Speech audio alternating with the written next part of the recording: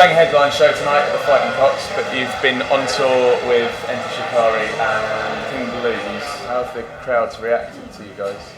I mean, it's sort of a bit more of an MTV2 friendly. We've had a lot of glow sticks thrown at us. I'm not sure if that's a good thing or not. I think it is. But apparently Enter Shikari have been getting shoes thrown at them, so I think the more they like you, the more they throw probably, because we just end the set with a couple of glow sticks on the floor, but by the end of the show you can't really see much of the floor for all the debris that's on stage. You're playing some Australian shows soon. How has that all come about? I mean, some of them are with Jane's Addiction, which is a pretty good gig to get. We do 5 festival shows in Perth, Brisbane, Melbourne, Adelaide and Sydney, and then there's 2 side shows as well. Okay. And I was led to believe that, all the bands are kind of pulled off and then paired together properly, and shows are set up and stuff. And we ended up with Jane's Addiction, which we're not really sure. We don't just put you all in a hat and they'll do. Well, a lot of the rest of the lineup seem quite calculated and well thought out. I mean, we're not complaining at all. It's going to be a wicked opportunity to go to Australia alone.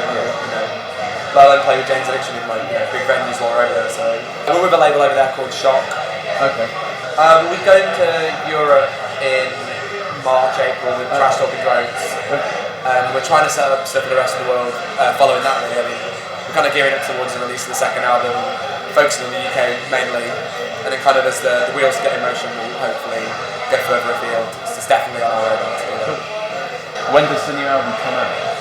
The release date has been confirmed as April 19.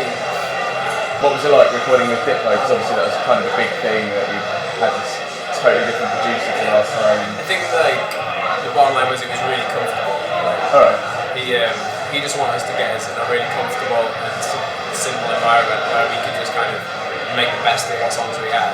Okay. And he did a really good job with that. It was all really laid back, no one was getting stressed out, we were just getting the songs nailed in. Was that something that happened in the first album, recording Zane was really stressful? I think as with the first record we were more in charge of it ourselves in terms of kind of getting there and getting to the studio and we were saying things of ourselves and things like that. So it was kind of the extra stresses were all there, whereas this one is kind of more things were kind of catered for us and just helped in as many ways as possible to make it an easier and more enjoyable experience for us. Ultimately it was really good fun. I think the main thing was, although he is mainly associated with stuff like MRA and Santiago, the engineer he had in with him had done a ton of rock bands, so there kind of wasn't really any complications of whether he could record a distorted guitar or not. It was kind of The songs that you sort of write are all pretty technical and complicated. Is there any set way you write them, and how do you sort of start? Do you go in the studio and just jam it out, or?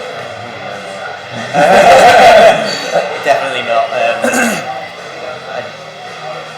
I do a lot of writing on the computer and just sitting down at home on my guitar, working things out.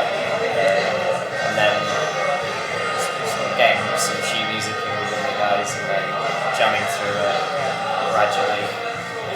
And then James will bring a riff. Just gradually, naturally grows into songs. And then we've kind of perfected our own way of doing it. It's kind of the way we've written, the way we write, is still very different to a lot of bands I think, but we've kind of settled into our own style of writing a bit more.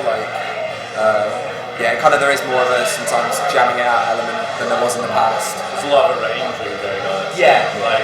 Whereas before it'd be someone would present an idea, it kind of gets mutated by everyone after the original idea is kind of presented a lot more than it used to. It's kind of it's like there's more creative control as a group now than there was. I mean, how do you decide who does the vocals as well? Because obviously there's kind of I say boy-girl thing.